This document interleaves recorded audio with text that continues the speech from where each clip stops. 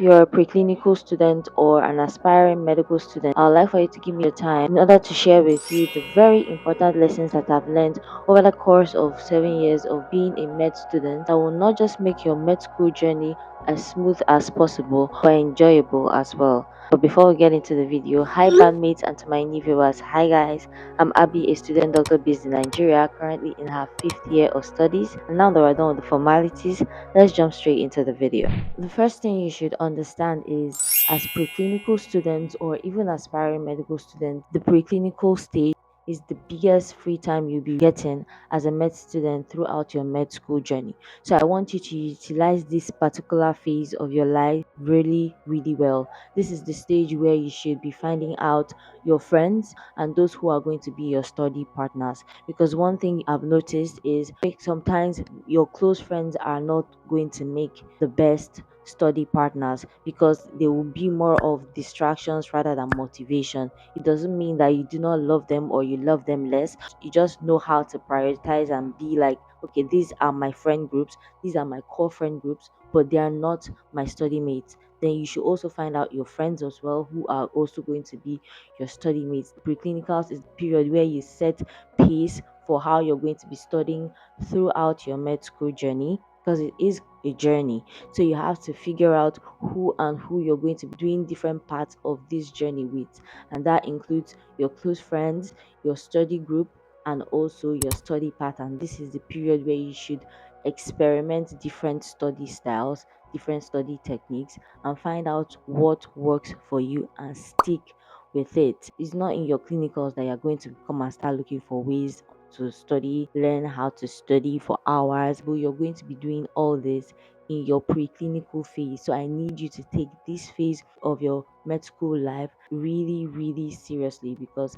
this is the only time you're going to be getting this abundance of time in your med school. So use this phase of your med school to analyze yourself, understand yourself, understand the study habits, study patterns that work for you. Do I love studying during the day? Do I love studying during the night? How do I make time for myself aside from all the stress of med school? What are the other things I enjoy doing as a med student aside from school activities, other extracurricular activities that you enjoy doing? You learn all these things. So make sure you find out who are your close friends, find out those who are going to be your study partners, because I've had a very strong study group since my 200 level up until my 500 level, and I found this study group in my 200 level. Find out the study habits that work for you, the study patterns that work for you, and the extracurricular activities you enjoy doing as a med student that you can inculcate in your life, because you have to make sure that you're living holistically as a med student and not just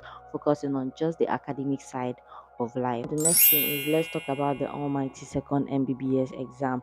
In Nigeria, we know this as the rate limiting step to entering into your clinicals, and this is one of the exams that imposes a lot of fear to a lot of medical students, because in preclinicals we notice that, especially in this country, that a lot of medical students are being admitted at once into universities, and then in the second MBBS exams you see that a huge amount of number of students are cut out from med school. So it's a very scary exam, but I want you to understand that you need to start preparing on time for your second MBBS exams. Do not wait until the last minute. I made that mistake and it really took a toll on me during the actual exam period. So I want you to start preparing on time for your second MBBS exams, and also make sure that as you're preparing, you're understanding what you're reading. It's not that you're just reading. If you don't understand, this is the period, that early preparation period is the period for you to make your research. It's the period for you to ask for a lot of help. It's the period for you to go through a lot of past questions. And it's the period for you not to make fear limit the amount of work you should be putting into your work. Because especially for me during that period as a pioneer student, I did not have senior colleagues to go to and ask for help. And I didn't even bother to ask for help from people that are around me that I see that are even doing better than I am, because like I said, we are all smart kids from different places coming into med school, and sometimes it's an ego thing for you to go and ask people for help. But I want you to understand, you have to put your ego aside and ask for a lot of help. Ask for help on past questions, how to answer questions, what are the things that you are looking for in your physiology, anatomy, how are you supposed to answer these questions, is it in outline, is it in bullet form? ask a lot of questions. I want you to start early to start preparing for your second MBBS exam. But most importantly, do not allow fear limit the hard work you should be putting into, because I was so scared of the exams. Sometimes fear acts as sort of a brain block that prevents you from assimilating as much as you should assimilate. Find ways to make sure that you fight against self sabotage and fear that will limit you from putting in the hard work you need to put in order for you to scale through this particular rate limiting step exam, so that you come out in flying colors and you will not be unfortunate because of you let fear get the best out of you. Speaking of examinations, do not be the first to rush and submit examination sheets during exam. And I need you to understand that med school exams, especially your preclinicals, you have been gathered in a place with so many smart people, and it's very easy for us as human beings to forget that sometimes, and then make yourself feel like you're the smartest in the room because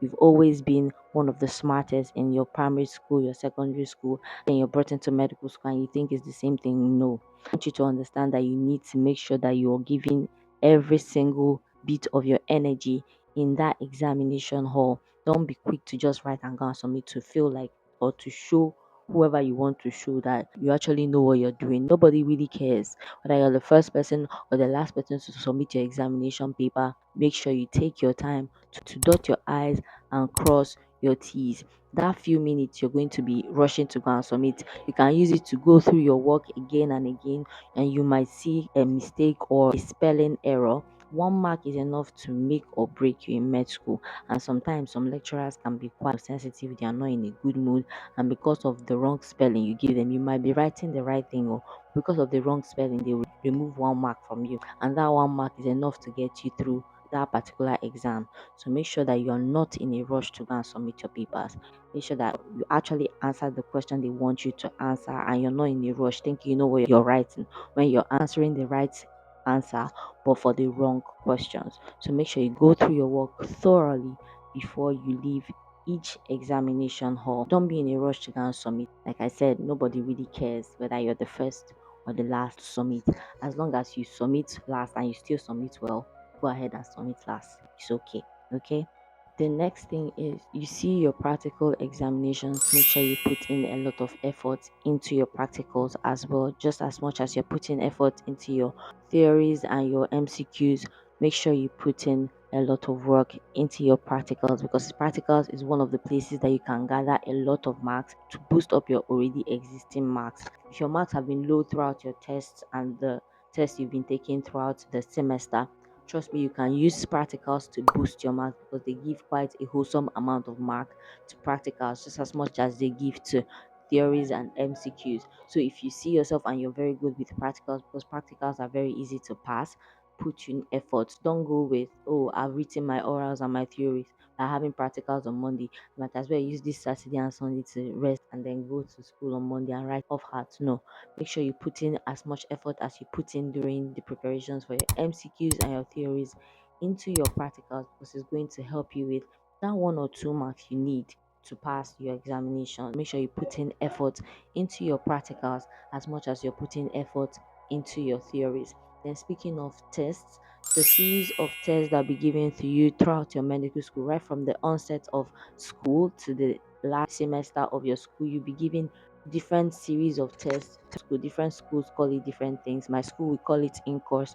Some schools call it tests, call it assessment, quiz. Those little exams that are not the main exams. Make sure you take them seriously, because in my preclinicals, I never really knew that it was a cumulative kind of thing, and they are going to add all these tests and divide it and somehow calculate it and make it your whole test. You might go ahead and get a very decent score in your main examinations or in your MB exams, but if you've been doing not so well throughout your test throughout the semester, it's going to play a role in the mark you're going to be receiving. So make sure you do not be like me that did not have an idea about this in my pre-clinicals. I thought that those tests were like to test if we are actually understanding what they're saying, that they're not going to use them. I love they're going to be using those tests at the end. So make sure you're putting in effort right from the very beginning. That test you've been having, if you've been doing well, it's going to be your saving grace at the end, because by the time they add the cumulative and the average, the good scores you've been having throughout the semester is going to boost your score in the end. So make sure you're putting in effort for every single test that they give you in your med school exams, because it's going to affect your last score. Now, speaking of you as an individual and not just examinations, I want you to get yourself ready for your first exposure to formalin. Because in med school, you're going to be exposed to cadavers, and cadavers are usually preserved in formalin, especially here in Nigeria. And from my own experience, I have a very sensitive skin, and I really did not know that I'm going to react to my first exposure to cadaver, because your body has never been exposed to such a very strong chemical before, and you do not know how your body is going to react to it. Whether it's going to be a good reaction or a bad reaction, you do not know. So you have to prepare yourself for it.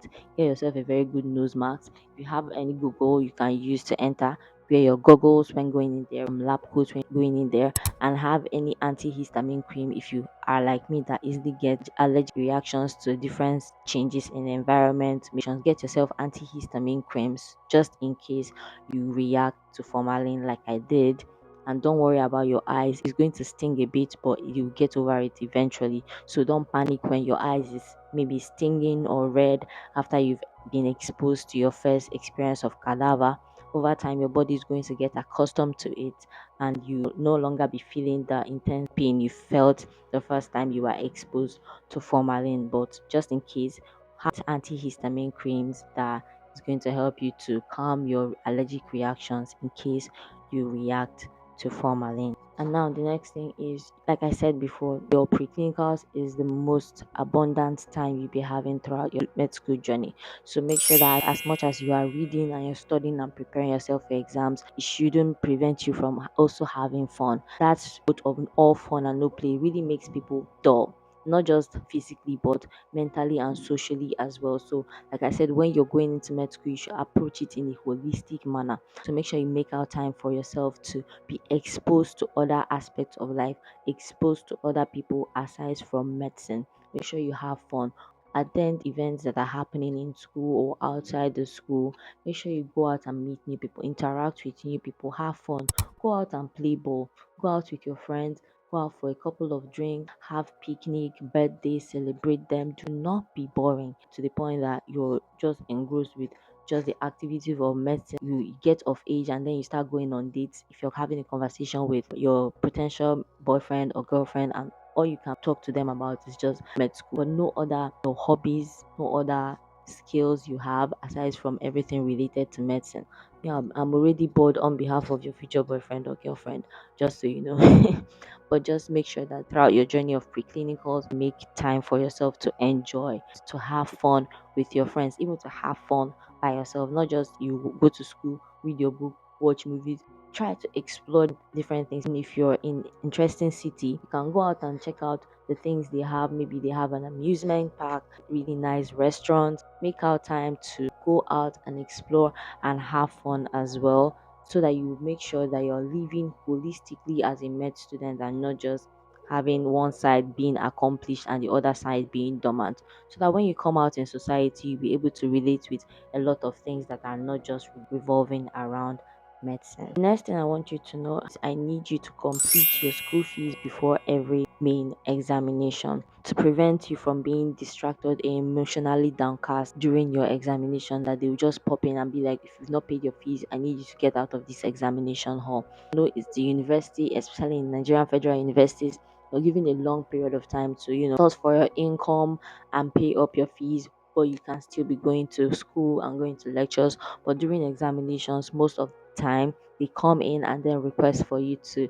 submit the form that shows that you've completed your fees before you're allowed to write an examination. And you know how it is when everybody is writing and time is good and they come and stand you up, you start explaining yourself. So to prevent all these future distractions and embarrassment, I advise you to go ahead and pay your fees in full before the main examination for your school comes up, that you know that there is nothing bothering you, there's nothing that is going to distract you in the exam hall or make you lose your focus and affect you in the long run during your examination.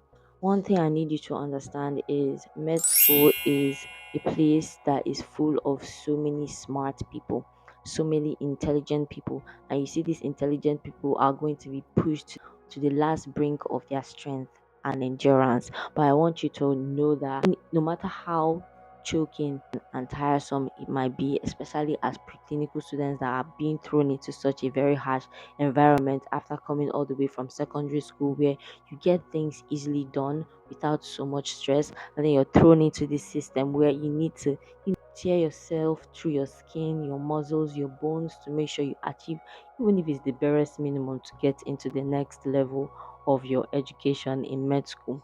Giving up should not be in your dictionary at all. Have people around you that you can talk to.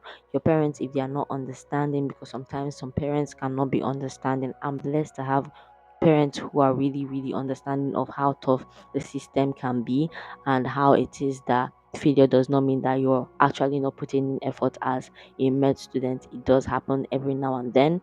If your parents are not that understanding, you should find out if your school has psychiatrists that you can speak to, good friends that you can talk to, even your siblings, anybody at all. You should have people you can talk to, you can always run to. You shouldn't be keeping things to yourself, because that is one way to wound yourself as a med student, sucking it all in and not speaking up. So learn to talk to people. Make sure that you are not giving up on yourself, because that is the worst thing you can do for yourself. So I need to understand that as long as you're not giving up on yourself as a preclinical student, trust me, the clinical phase is going to be a breeze for you, because you've already built in that mental capacity of understanding that it's not over until it's over, and you've built that mental capacity of not easily giving up. When you get into your clinicals, you will be very good at not giving up, because you'll be like, oh, I've been there before, been there, done that. What's the worst that can happen? But as long as you keep pushing despite the odds and the circumstances that comes with this particular program, trust me, you're in the right path to meeting the light that is at the end of the tunnel. If you're a medical student like me, an aspiring medical student or a health worker, I'd like for you to subscribe and turn on your post notification bells, because in my next video, I'll be talking about the 5 things I dropped in order to stabilize my mental health as a med student, so that you can incorporate that into your life as well. Things to affect me as a person. I'll stop asking questions or answering questions in class, because I feel like what I'm going to say is stupid, because that is how I've seen myself.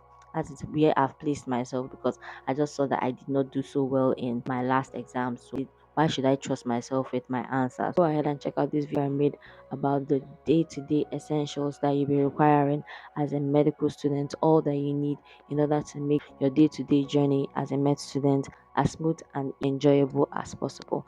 And I'll see you guys very soon in my next video. Until then, stay happy and stay blessed. Bye.